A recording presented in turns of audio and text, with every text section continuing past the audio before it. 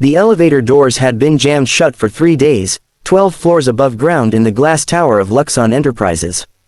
It wasn't just any elevator, it was the executive lift, a custom-built marvel of European engineering and biometric security, designed to be fail-proof. Yet it had failed, and none of the company's top-tier technicians, nor the team of external experts flown in from 3 countries, had managed to fix it. But all eyes turned when she walked in. Wearing overalls slightly too large for her petite frame, with a toolbox in one hand and her ID badge hanging from a lanyard, Ava Daniels didn't look like someone who belonged in a building that housed billion-dollar decisions. She was quiet, eyes soft, posture modest, but there was something solid in her gaze, something the security guards couldn't place when they called her in for a last resort attempt. The higher-ups had already given up. The CEO himself, Malcolm Vance, was due back the next day, and they'd decided to dismantle the entire shaft. But Ava looked up at the elevator, wiped her hands on her coveralls, and said calmly, "Give me 2 hours." And then she got to work. Ava had spent her life around machines. Raised in foster care, shuffled from one home to another, she had found stability not in people, but in the way things fit together, gears, wires, bolts, and screws. Her earliest memory was fixing a broken fan at age 6 using a spoon and some copper wires she found in a junkyard. By the time she was 15, she could disassemble a washing machine blindfolded. But the world rarely recognized skill without a suit or a pedigree. She'd taken night classes, worked multiple jobs, and endured years of being overlooked. What brought her to Luxon Enterprises was not a prestigious recommendation or a fancy degree, but a subcontractor gig to maintain the building's backup systems. No one in the company knew her name. Not yet. Inside the elevator shaft, Ava crawled through tight spaces, studying the failed circuits and sensor modules. The problem was deep in the control wiring. Somebody had rigged a custom security override into the lift system years ago, and it had shorted. The wiring was tangled with old data lines, twisted together with barely decipherable handwritten notes in faded ink. As she worked, something flickered in her memory.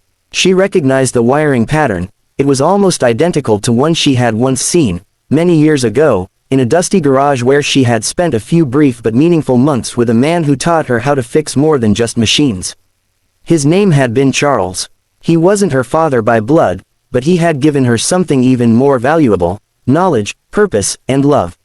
He died suddenly, leaving Ava with a few keepsakes, among them a strange necklace he always wore, a thin chain with a tiny gear pendant engraved with his initials. Ava still wore it around her neck, always tucked under her clothes. Now, knee-deep in malfunctioning electronics, she spotted something eerie. The exact same gear symbol was etched into a corner of the override box.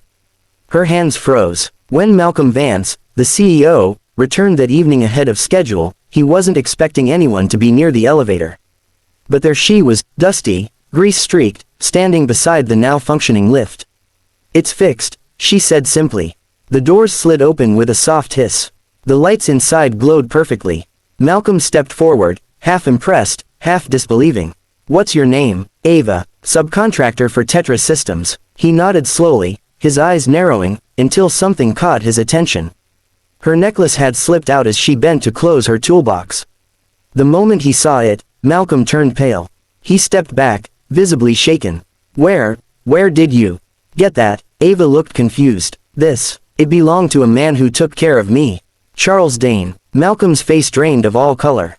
His lips parted but no words came out for a long moment. "Charles Dane was my brother," he whispered. The entire floor seemed to hold its breath. In a trembling voice, Malcolm explained. Charles had disappeared from the family when they were both young. He'd rejected the family business and chose a quiet life of invention and compassion. No one knew where he went. He had no children, at least that's what everyone believed.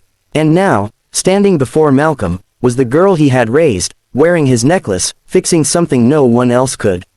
"He used to design systems for me," Malcolm murmured. "That elevator was one of his last. He coded his signature into every override. I never understood the complexity behind his work. And now, you do." Ava blinked, a flood of emotions rushing through her. She had never sought recognition or connection. She just wanted to build, fix, and survive. But something deeper was happening here. Malcolm did what no one expected. He canceled the elevator dismantling project and issued a company-wide announcement about Ava's work.